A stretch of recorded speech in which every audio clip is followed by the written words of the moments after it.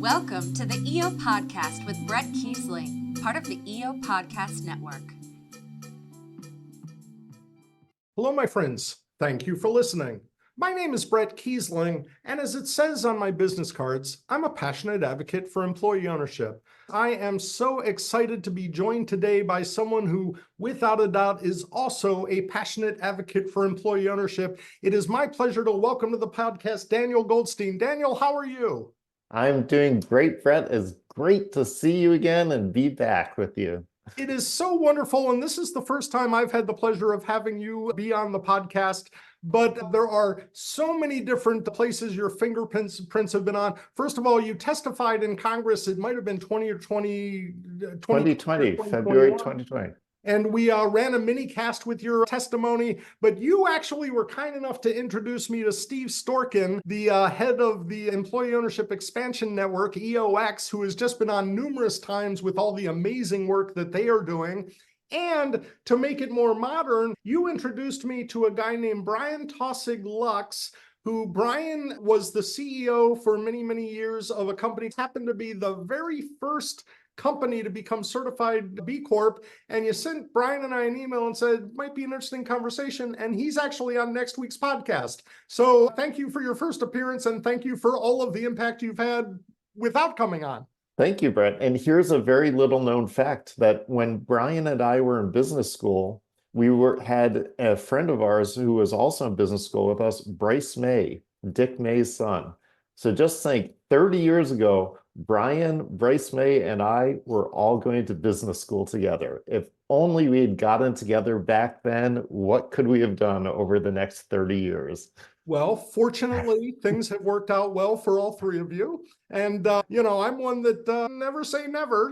Maybe at a business school reunion, you guys can connect and find out. I will tell you, and people will hear this next week, and Brian Taussig-Lux is just a fascinating guy, and He is. I enjoyed it. But at the end, when he shared what he's doing now, which is essentially managing travel, on his own, having retired from the company we mentioned, I'm envisioning, I don't know how to do it, Daniel, but I'm envisioning an employee ownership tour of Europe, that we sell the tickets, we get the people, Brian can handle the details, I can go as kind of the chaperone, record podcasts with everybody. So I got a goal for the next year or two to take the employee ownership on the road. That sounds great because there are a growing number of ESOPs that have affiliates overseas. So maybe you go and visit some ESOPs as you're going around the world with employee owners. See, Daniel, this is how it's going to happen. I'm going to drop little pieces here and there, and people are going to give me ways to make the better idea. And suddenly it will all together come and click, and a whole group of us are going to go tour, hang out in Europe, and promote employee ownership. So I love that.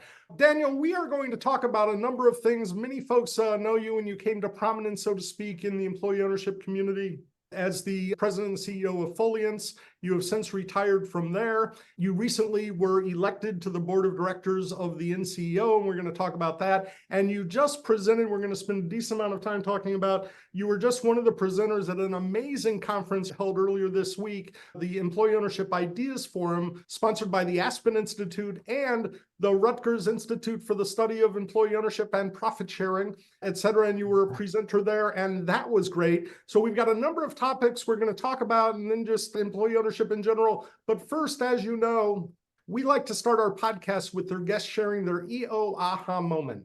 It's not the moment they first heard about employee ownership, but the moment where they literally were like, wow, this could be transformative. And I was wondering if you'd have a moment or two that you'd like to share.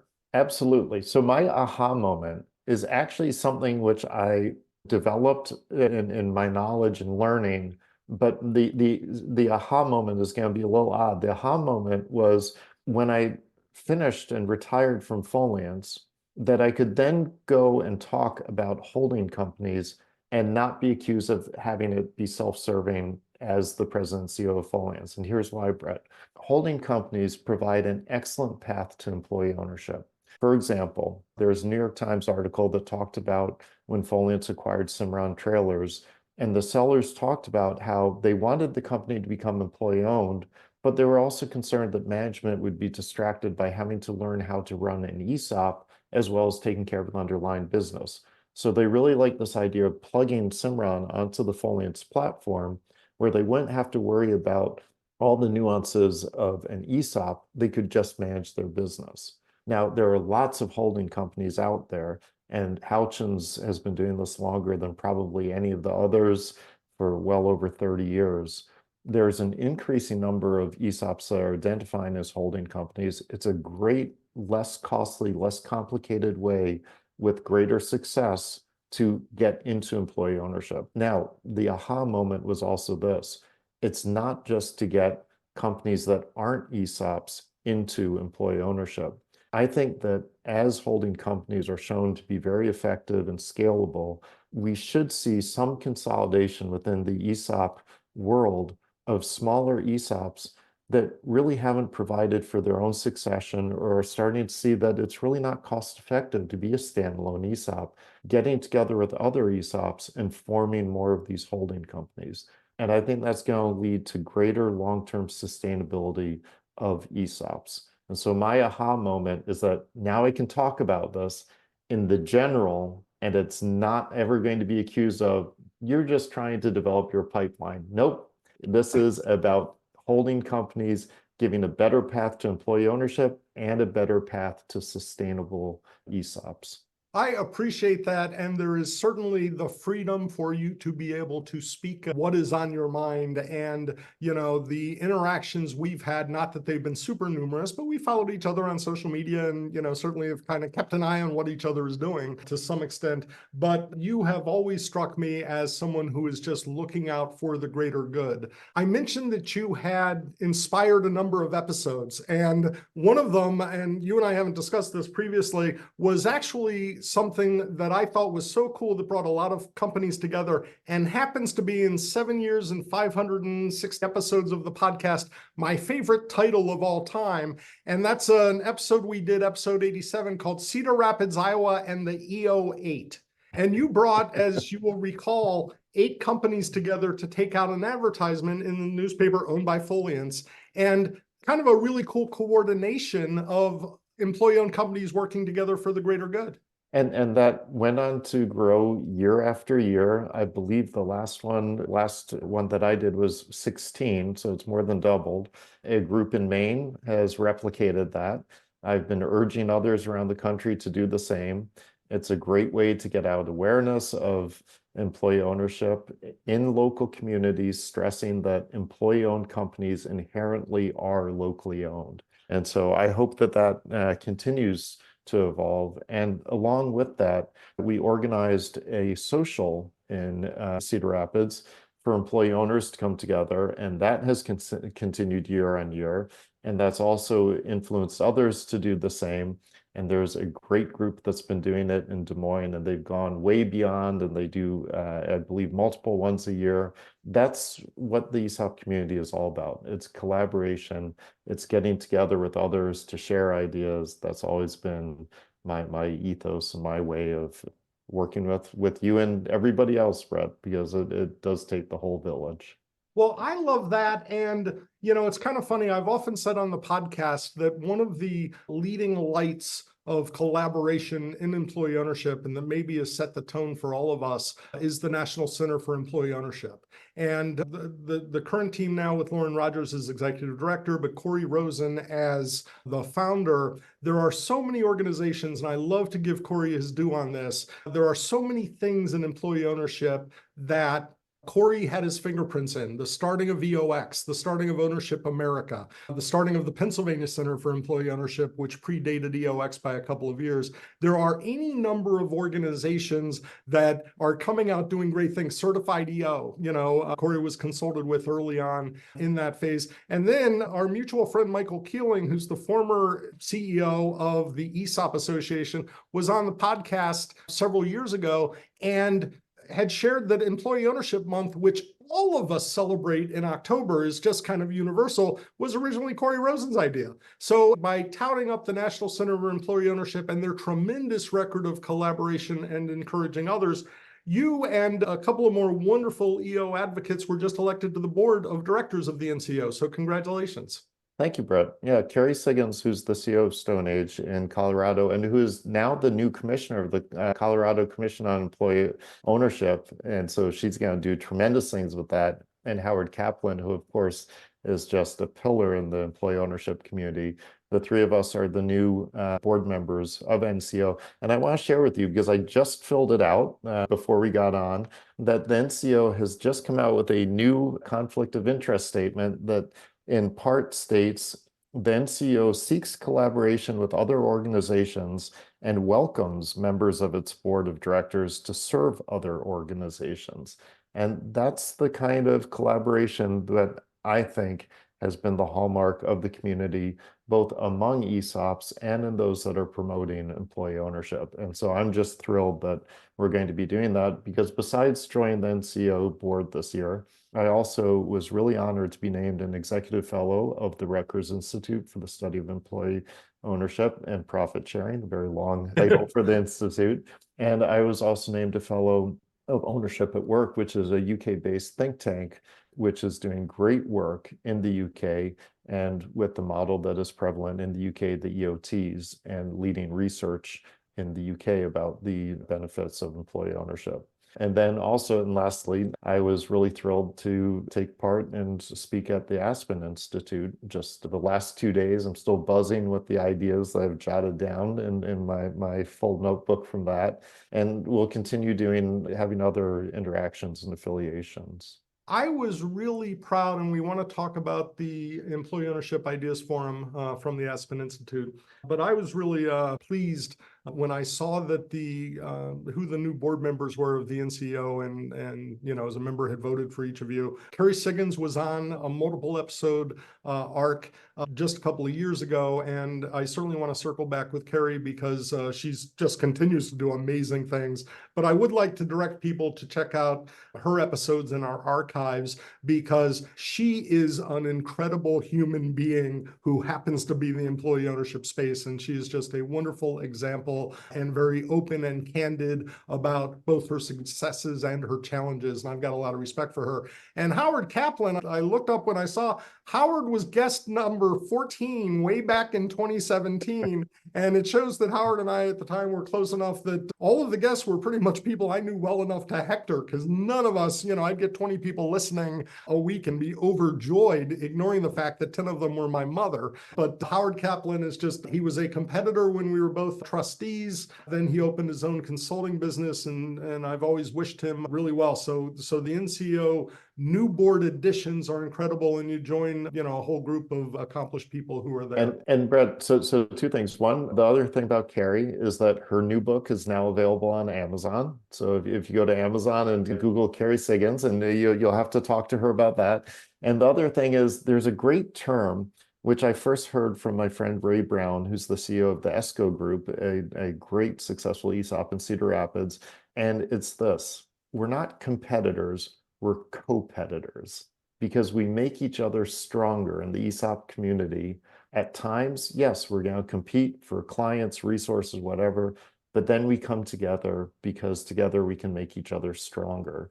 And the whole idea of promoting employee ownership in a collaborative way is that proverbial rising tide that rises all ships.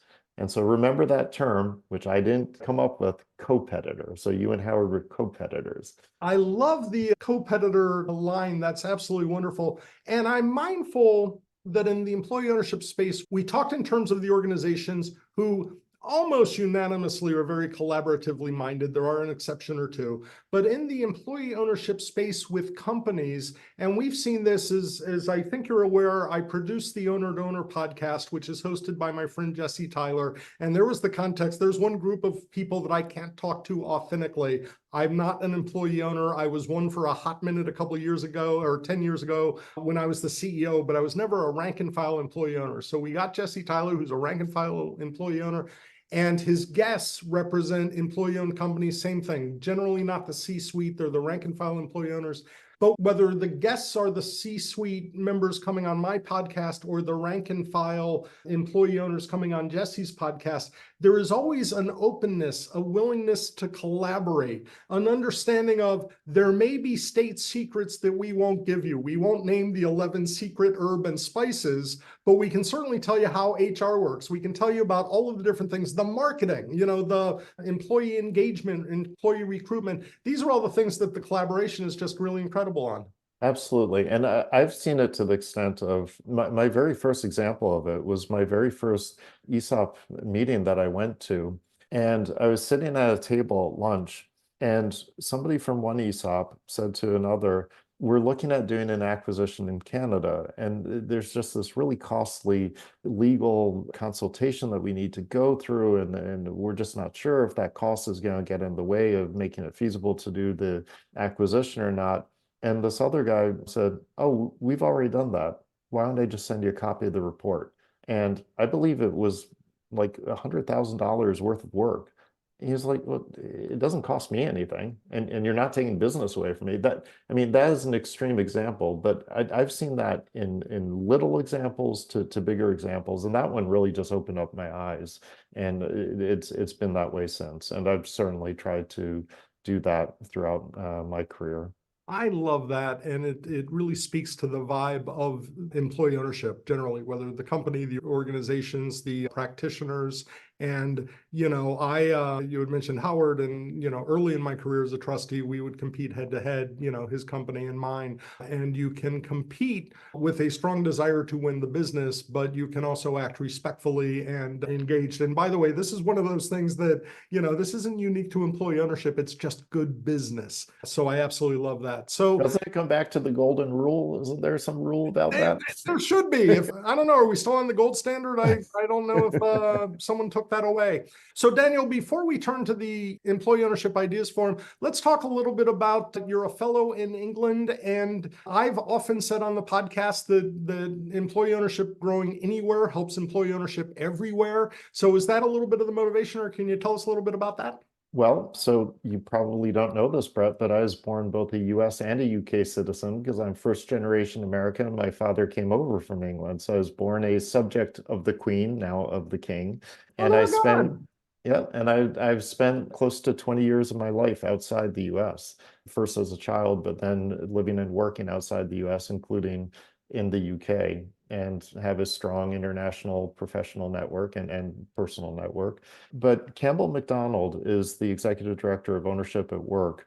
It's a UK-based think tank, and they're doing just great work on raising the awareness about employee ownership through the employee ownership trust model that's prevalent in the UK, which has really taken off. I believe it was at the Aspen Institute that somebody said that 1 in 20 business transitions in the UK is going towards to EOTs, which is just phenomenal.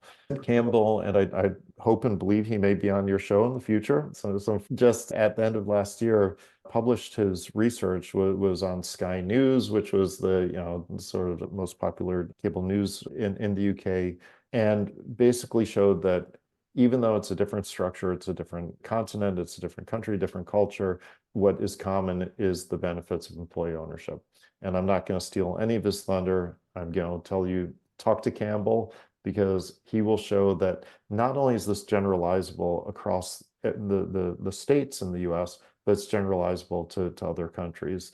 And what's really important is that when you have more of that data, that's going to help grow employee ownership around the world. And why is that important? Because all the things that we love about employee ownership and giving employees a stake in their future so that they have create a secure financial freedom for themselves and their families and their communities, that should be the case for people around the world.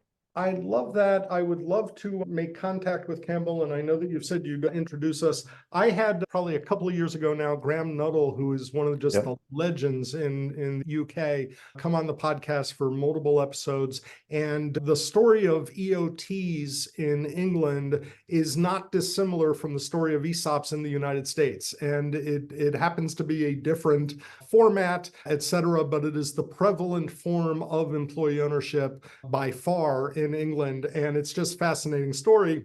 But there's a two-pronged approach of, first of all, again, us supporting everything. And there are certain international aspects. And I think Graham himself was just named an international ambassador for kind of employee ownership standards, and I'm misstating that horribly. but there are things that we can learn from each other. But I happen to think in the United States, there is room for a lot of growth in employee ownership trusts. And by the way, I'm sure you've noticed Canada is taking serious looks at EOTs as well. So I think that that's going to be, just such a strong suit. But I love the fact that you are a fellow and working with them, and would absolutely love to share their story with my audience. And it's important. We've talked about that. I'm a big believer in spectrums, and there are reasons to have spectrums because there are points along the spectrum. No one point is going to be right for every situation, and that's why there are co-ops and ESOPs and EOTs and profit sharing. And that's why you have the Rutgers Institute, which is named the Institute for the Study of Employee Ownership and Profit Sharing, because otherwise you would leave a lot of employees that don't fit into the one or two points that we know so well. You would leave them being excluded from the transfer of wealth.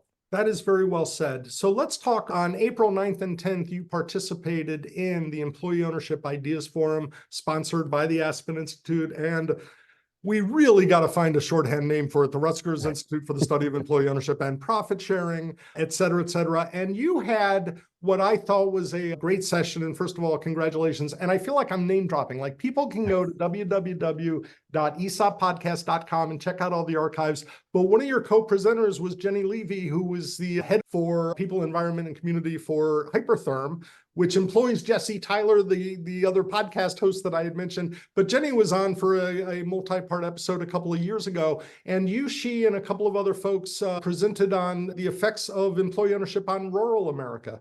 Yes, and it is such an important aspect of employee ownership. At Foliance, most of our companies were in communities of 50,000 people or less, some of them in communities of under 3,000. I serve on the boards of a number of ESOPs, and most of them are in rural communities where they are the major employer, but it's not just about the employer, it's the ripple effect that supports all the ancillary businesses to that business, as well as the coffee shop, the gas station, the grocery store, the healthcare, the tax base, etc. Even more important to that, it presents economic opportunity, which is multi-generational. And this is the case with almost every ESOP that I've been involved with, including the different companies within the Foliance portfolio, where there are children of parents, so daughters and sons and mothers and fathers, who are working sometimes alongside or after their parents have retired. And that's providing multi-generational economic opportunity within communities that notoriously have just not been able to keep people there. And so you get the brain drain to the urban areas, and particularly for those that are not going to go on to 2 or 4 year programs, they can either go through vocational schools or just get the training directly, coming to work directly from school with these ESOPs. Most of these ESOPs are very involved in the community, working with high school programs, with vocational programs, with technical institutes, to make sure that not only are real skills being taught, but that there's job opportunities. And then it's not the old version of the assembly line with somebody just with a drill press pulling down on a handle over and over. These companies are getting really innovative. They have to maintain competitiveness. And so I gave the example that at Lifeline Emergency Vehicles, 180 good paying jobs in a town of 2,100. They're bringing in robotic sanding cells. This is high-tech advanced manufacturing technology, which is teaching real skills to upskill these employees. And it becomes interesting. You get these high school students that come into manufacturing plants and go, wow, this is pretty high tech. This is not what I thought it was going to be. And I can learn and I can progress. And over, you hear about the progression of an employee owner that started at the very lowest in the organizational hierarchy, and over their career has risen to manager or executive or even president, CEO. And that's real opportunity as well. It changes people's lives. We learned a lot during COVID in terms of employee ownership data. And there's a statistic that has been shared a lot in the podcast, and Adria Scharf happened to mention it at the conference. And by the way, another programming note, I'm very excited that tomorrow, as you and I are recording this, and there is a timeline thing in podcast world, as you and I are recording this tomorrow, I'm going to be recording an episode with Maureen Conway and Adria Scharf. Maureen, of course, of the Aspen Institute is returning, and Adria Scharf from the Rutgers Institute is coming back. And they're going to do a recap of the EO Ideas Forum. But I'm in that awkward space of, as people are listening to this, it actually aired last week, so I haven't recorded it yet. But at any rate, I just wanted to mention that plug, that if people had missed that, to check the archives for that as well. But Adria Scharf had mentioned the statistic that ESOPs and employee-owned companies were 3 to 4 times less likely to have layoffs during the pandemic or during difficult economic times than their non-employee-owned counterparts. So I've made the point a number of times, as we look at the strength of communities, and I'm just talking about any community, that if we're 3 to 4 times less likely to be laid off, we're probably 3 to 4 times less likely to be using the food bank or using the important social services, the social safety nets that I think are very, very important, unemployment, whatever the case may be. And then you layer on it what you just said, where in a community where 8 to 10% of the town's employment is at this employee-owned company, that becomes an even much more important relative effect on the local economy. And it's even more than that, Brett, because if you think about a town of 2,100 and you exclude those that are beyond the age of working, those that aren't yet at the age of working, then you need people to run the gas station, the coffee shop, the grocery store, and all that. And that's where that major employer really becomes just the predominant force there. But there's also, the spiral of poverty, that if you have layoffs and people out of work, it's not just the reliance on the social welfare systems, which fortunately are there, but it's also the fact that they're falling further and further behind. Whereas when there aren't layoffs, and you're keeping people employed and they're still accruing equity in their company, and hopefully that then leads to a much quicker ramp up when the economic cycles return, and then you have that capital appreciation of share price. That means that they haven't lost time in building their wealth, which they're going to need for their retirement. There's also a lot of data that shows that ESOPs were much better at providing the PPE and safe working conditions throughout the pandemic. And I know that Ben, who's the president of Cimarron Trailers, one of Folliant's companies, often would say that probably the workplace was the safest place that his employees were during the worst times of the pandemic. And so it's really about safety, productivity, innovation, engagement, and all that financial well-being. I imagine if your vibe is sincere in the EO space of it's all about our people, that includes keeping them safe. And Jenny Levy, again from Hypertherm, shared on your panel, an example of Hypertherm has never had a layoff in their history. And what they did was reassign everybody. So a lot of people became groundskeepers, and a lot of people, did painting and all that kind of stuff. Certainly their contractors might have lost some contracts, but the employee owners stayed working. Hypertherm calls them associates. And then, interestingly enough, by keeping everybody there, she made the point of saying when things started to rebound, all of our competitors who had laid people off had to start the process of rehiring people, which was not easy, whereas Hypertherm just stopped doing landscaping, come in and get back to work, and made them much more competitive coming out of the crisis. And besides having to rehire people, it just destroys the trust and the compact between the employer and the employee. And that's great that Hypertherm does that, and not everyone can. And so I think we need to be fair to there are many ESOPs that don't have the cash reserves and don't have the same continued level of prosperity and profitability to allow them to do that. However, that's where the data comes in that shows that even notwithstanding the fact that ESOPs are businesses and economic downturns and volatility may force at times difficult decisions to be taken, they're still less likely to take that decision and less quick to take that rash decision, because they're not playing to the quarterly investor report. They're taking that longer term patient capital viewpoint. All right, and this is going to sidestep, if you're willing, into something that just plays on my mind a little bit. And it played on my mind during the Employee Ownership Ideas Forum, which by the way, We have a lot of amazing conferences in employee ownership. The Ideas Forum, was an important conference. Like, I don't want to understate it. People were coming together. There were senators, there were Congress people coming in to speak, and a lot of different companies and organizations and practitioners represented with important ideas being discussed. And Brett, let me just interrupt for 1 second because Sure. I want to share with you something which I heard several times, because I agree with you. And quite frankly, I've never been in as broad a tent as somebody, I forgot who was talking about the broad tent. I believe it was Margot from the Ford Foundation. I've never been in an EO meeting that was as broad a tent with such skilled, passionate certainly, but just skilled practitioners who have come together. And a number of them said to me, and I shared with them, are you sure we should be here? This is a little intimidating. But the people that were saying that to me, it's like, wow, why are you saying this? You are one of those people. But that shows the humility also of the people that come together here. There's not a lot of ego that is evident amongst this group.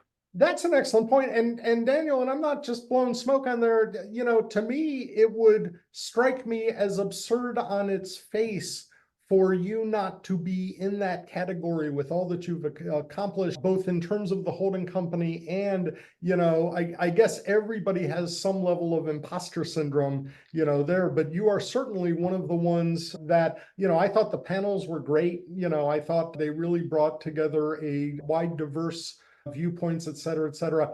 And we notice that what are the trends at events like this tend to play out in the real world a couple of years down the road. There was a time where EOTs, maybe 2019, 2020, got the attention. And for a couple of years, EOTs were, the hot topic. And now holding companies seem to have that spot now. And part of the challenge that I've got, Daniel, is that we can look at folks that I will make purely in my subjective opinion who get employee ownership and they are running holding companies. You were certainly that way when you were with Foliance and operated, to my knowledge, with the truest vibe of employee ownership. Chris Frederick, just to name another one at Empowered Ventures, he was an employee ownership guy before he was a holding company guy, and he really seems to be looking at companies with that employee ownership lens on. And also Chris Adi, who from Owner's Edge, who also presented and presented on this and the innovations of employee ownership the second day at the Aspen Institute. And to be honest with you, Chris is one I wrote her name down because I was like, I didn't know much about Owner's Edge, but I was like, I got a feeling I'd love to invite her on and have a podcast. So there are folks who have that. Contrast, I guess for me, for many years, a lot of the holding companies, there's a ring of private equity to them, just in terms of what they're looking for. But in my mind, the challenge is, if somebody, and there are prominent folks who are part of the conference, and I'm not knocking what they do, it's not what I do. But if someone is saying, hey, we can get 5 or 6 years of good profits out of the company and then turn the company around and sell it as a profit and share it, boy, I love the sharing part. But that doesn't feel like the employee ownership. When I was a trustee, I wouldn't do a deal if I thought it only had a shelf life of 5 years, because at least at that point, and I haven't been a trustee since 2019, but at that point, 5 years was not considered in the best interest of the participants, when you amortize the cost of the transaction and, the risk, et cetera, et cetera. So how much is my discomfort unwarranted in terms of, are we getting too close to the private equity space? Will employee-owned companies be safe? Wow, there's a lot in that, Brett. So let me unpack a little bit Just of tell that. me it's going to be okay. It is going to be okay. Okay. It absolutely. I am an optimist realist. It is going to be okay. Holding companies like the ones that you mentioned, they are not following a private equity model. They are not a buy and sell flip model at all. And so that's not anything that you need to worry about. As you look at, again, the spectrum, let me give an analogy, and we'll see if this works. Right now, I would not buy a car for $300 that I know is going to last me 2 months and is probably going to be unsafe. However, When I was 16, the first car I bought was $300 and it lasted me 2 months and it served my needs. That's why you have a spectrum. I could not afford the car that my last car was a Subaru Crosstrek, which I loved. I couldn't afford that when I was 16. There are reasons why there are points on spectrums. So will the ESOP holding company do what were the worst things of private equity? They shouldn't.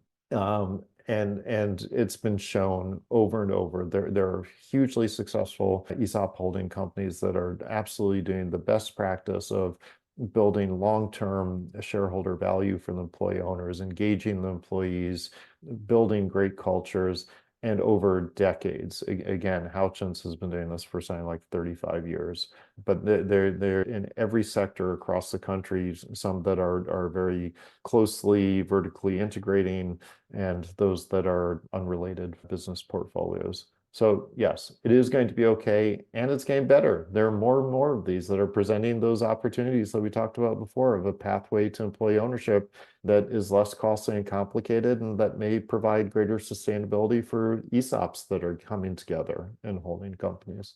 I loved when you mentioned earlier about one possible path to holding companies are if there are what I'll call troubled ESOPs, troubled mostly by the repurchase obligation. In other words, they're a profitable company, they're relatively well operated, but they've got this repurchase obligation that might be very daunting.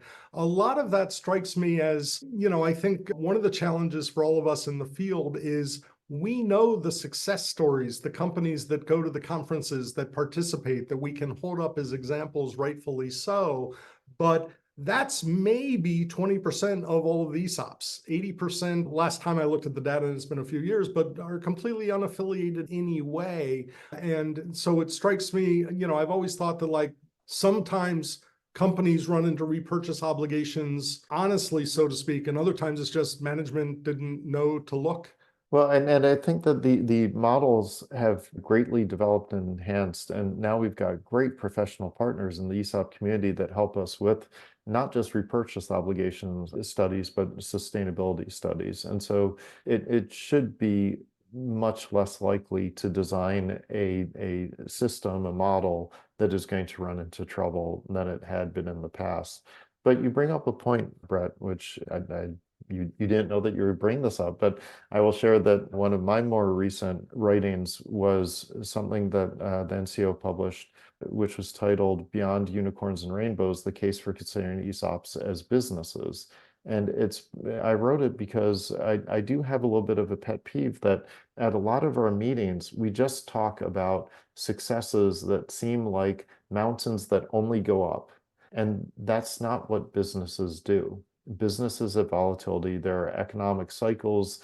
There's volatility from things like COVID and supply chain constraints, labor force shortages, inflation. And actually, next week in Tampa, NCO, Kevin Bird, the CEO of Shepherd Exhibition Services, and I are going to be talking about this because we want to share the message of things can get bad. How do you get through it? And then how do you get back on track to have things go back to where they were good? And we're not ashamed to say that both the company that I led and the company that he's leading, they went through some very difficult times, which is what happens to businesses. And how did we get through that? And how did we get it back on the right path? So whether it's repurchase obligations, whether it's technological disruptions, economic cycles, we need to share the difficult stories to help those that are going to go through that or are going through that. Daniel, you make an excellent point, and you're right. I certainly wasn't aware of your writing, but we'll include a link to what I'll call the unicorn book in our show notes. But, I'm a serial entrepreneur. The podcast and my related activities and the business consulting I'm doing counts as number 7 in my lifetime. The first one was really tiny when I was in high school, but man, I took it seriously and I did it. Business is really hard. By the way, I joke with the 7 businesses that I've started. A couple of them were successful. The rest were educational, where you learn a lot. But business is really hard. Business, if you're lucky, you can get into a groove where, things seem to be working well, but then you've got to be, how are we going to grow? How are we going to do this? And that's without all of the disruptions. So what you're presenting in Tampa is a very important topic. And that also kind of ties in with the, I don't know if it was the point that I was trying to make, but, was adjacent to it of, we celebrate these very successful ESOPs and co-ops, and we should, and I love the success stories. But meanwhile, we're not really sure of the ones that are, just chugging along, or even more relevantly in the ESOP world, where the ESOP is simply a line item benefit, mentioned in an annual statement, and there's absolutely no culture. There's no workplace communication. There's nothing that are the hallmarks of a well-run ESOP, and I think that those are the majority of them. That to me is just a great area for finding ESOPs that aren't doing what they should and making them better. And it was even said over the last 2 days at the Aspen Institute that an ESOP by itself really doesn't do anything. It's all about the education, communication, culture, learning, development, which unlocks the potential, which engages the employee owners, which helps them understand what is the shared value and how do they influence the growth of that value. I'd even go to say that without all that education, communication, culture, that it can be quite a detriment, because then in the absence of all that, you're more likely to see entitlement and some negatives that could come about from being an ESOP. And so again, that sort of ties together with this whole collaboration, this community, and why the NCO is having this event in Tampa and why others are doing theirs, because we need to learn from one another and share from one another so that we can continue that. And we all know that it is never ending. There is not a destination where you can say, we're here, we can put our feet up, because every time you have one new employee join or one employee leave, you have a change. And that culture needs that constant feeding and re-energizing, re-injection of new ideas. So we just need to keep that coming together as a community. And, one sign of, there's times where I think sometimes I get too caught up in stuff that gives me pause, but there are plenty of reasons in employee ownership to celebrate, not the least of which, boy, the NCO's done it again. They have sold out Tampa at 1,900 people. And that's only because they were capped by the room number, because they actually had way more that were signed up or trying to sign up. I assumed that it was something like a cap or something out of their control, because it sold out a good month before the event, and it's taking place the end of April, I believe. Jesse Tyler from the Owner to Owner podcast will be down there presenting and whatnot. And Brent, I believe that the reason why is that this is actually a contract that was moved forward from the cancellation period of COVID, and that's why, unfortunately, they have this cap. But that even shows, thank you for sharing that, but that also shows that when the contract originally was executed, and the folks at NCEO are great at this, 1,900 was a really solid, good number just 3 or 4 years ago, Yep. where they have continued to absolutely grow. And that speaks to the health for all of us, that we are just seeing tremendous things like that. So Tampa will be a wonderful experience. I'm a relatively new dog owner, so I won't be able to make it down there, but kind of dog. Year-and-a-half old Australian Shepherd. And Daniel, I'm just going to vent here and forgive me, but I was so excited that I was getting an Australian Shepherd, and he was a rescue, and I was introduced to him because my neighbors are actually Australian. I'm a little bit of a smart aleck. I maybe it can come through a little bit. I try to temper it down on the podcast, but I was like so excited that my dog was going to have something in common with my next door neighbors. I can be like, oh, I got an Australian Shepherd. And then after Milo arrived, and he's wonderful, I love him. Australian Shepherds were bred in California. The whole Australian thing was just the marketers. Like he's got nothing to, like, I go to my neighbors like an idiot, like, oh, my Australian. And they're like, no, he's Californian. And I'm like, well, so I've got no cachet, just a lot of. Brett, if you haven't discovered the gentle leader yet, afterwards I'll send you a link. The gentle leader? I'll send you the link. Everyone out there, if you have a dog, get a gentle leader. It is the best thing for having a well-behaved dog. I will look for that link. I really, really appreciate it. Daniel, I got to tell you, this has run the gamut. We've celebrated some of your exciting things that you are doing with the various boards that you're on. We didn't get too much into the companies, but your presentation at the NCO, we talked about your 2 fellowships and your participation with the Aspen Institute. And now you're providing me puppy advice. Dude, you are, as guest goes, you are the total package. So actually, of all the boards that I'm associated with, I do want to just celebrate for one moment. It is a new ESOP as of January of this year. It's called M7 Technologies. And besides all the great stuff about a new ESOP, and Mike Garvey, the owner, the seller to the ESOP, is just a phenomenally innovative, wise man. But what's really cool about this, Bret, is it's in Youngstown, Ohio. And if people don't know about Youngstown, Ohio, this is a city that has been plagued with wave after wave of massive layoffs of steel workers. The community used to be 150,000 people. It's now 50,000. There are programs to bulldoze abandoned homes. The rest of the country, there's a housing shortage. Here they have to bulldoze abandoned homes.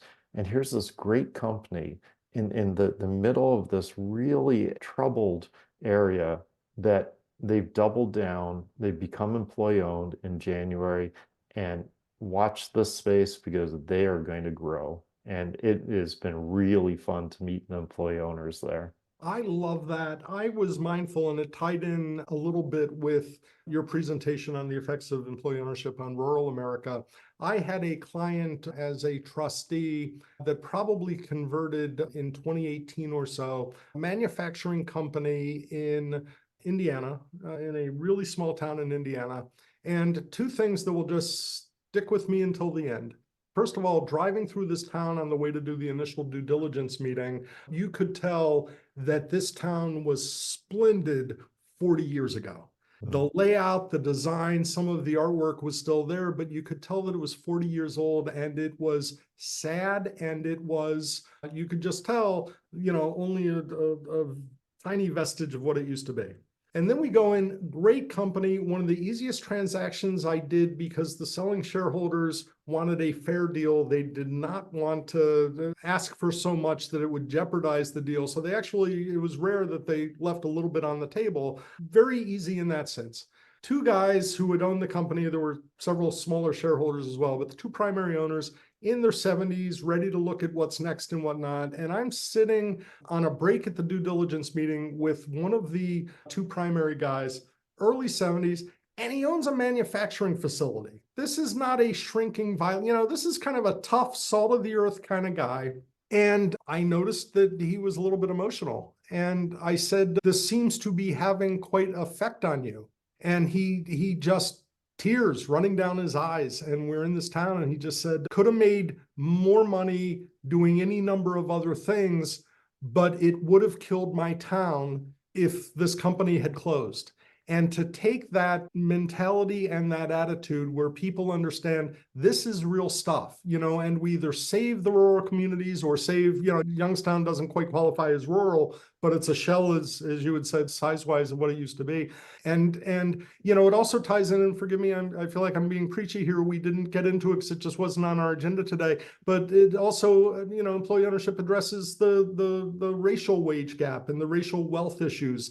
And, with rural America being a component of that, you and I have fortunately stumbled our way into a business model that actually does well.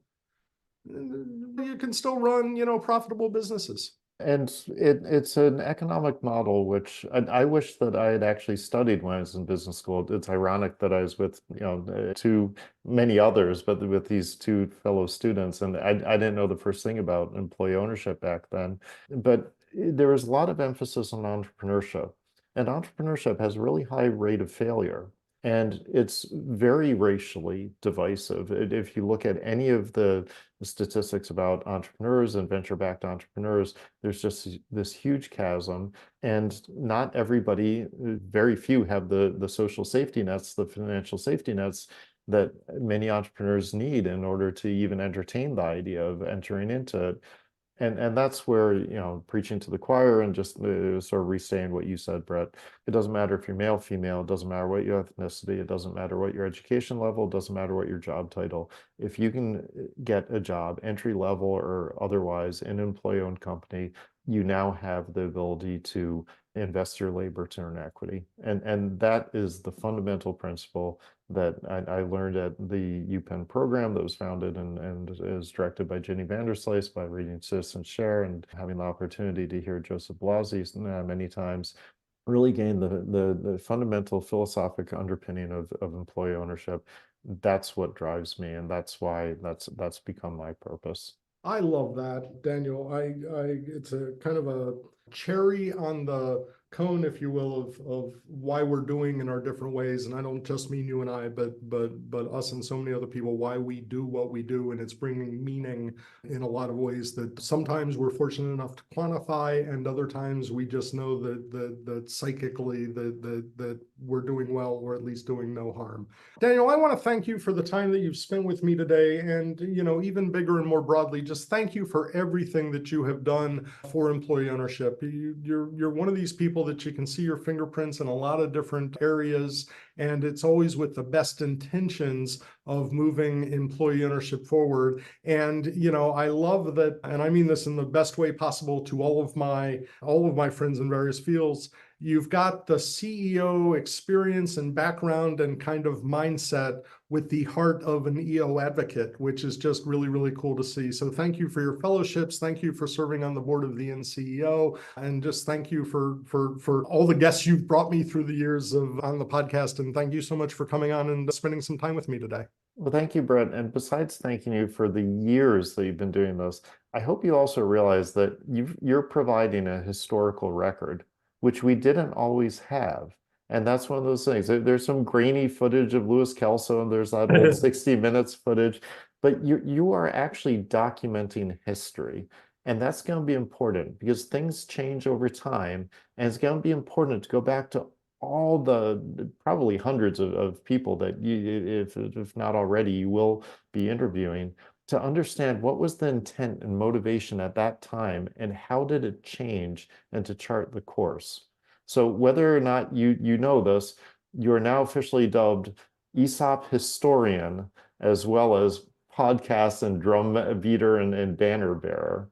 I love that. I got to tell you, I'm going to add that to Chris Frederick. Empowered Venture does a podcast and video cast. And when he started it, he and I traded messages on social media, and people should check it out. It's absolutely wonderful. But he referred to me as the EO Podfather. So I'm going to take the EO Podfather and the EO historian. And partly in my approach, is, and we talk about the collaboration, Daniel, is that I've just always been clear. I'm not a journalist in the sense that, I'm not looking to uncover things. I'm looking to support and be a cheerleader for employee ownership. I will talk to anybody in employee ownership who wants to talk to me. The level is not that difficult sometimes. And I don't mean that. Some guests like yourself are just like, oh my gosh, made my day for coming on. Daniel, I appreciate it. I appreciate the kind words, and I appreciate your time and your energy. And I am sincere. I will wait a respectful amount of time and then look to have you back. And any time at all that you see something that is worthy of a conversation, you are just welcome back. I don't know if you recall, but when we first started corresponding by email, I guess in 2019, you said that you had the sense that you and I were kindred spirits. And I've just always remembered as I've watched what you do. And there are a group of us, but it's always cool to be in the presence of someone who's as excited about employee ownership as I am. So thank you so much. Likewise. Thank you. All right. With that, we're going to wrap up this episode of the podcast. My thanks to Daniel Goldstein, and of course, my thanks to you for listening. We'll see you next time. This is Bret Keisling. Be well. We'd love to hear from you. You can find us on Facebook at EO Podcast Network and on Twitter at ESOP Podcast. This podcast has been produced by Bret Keisling for the EO Podcast Network. Original music composed by Max Keisling. Branding and marketing by Bitsy Plus Design. And I'm Bitsy McCann.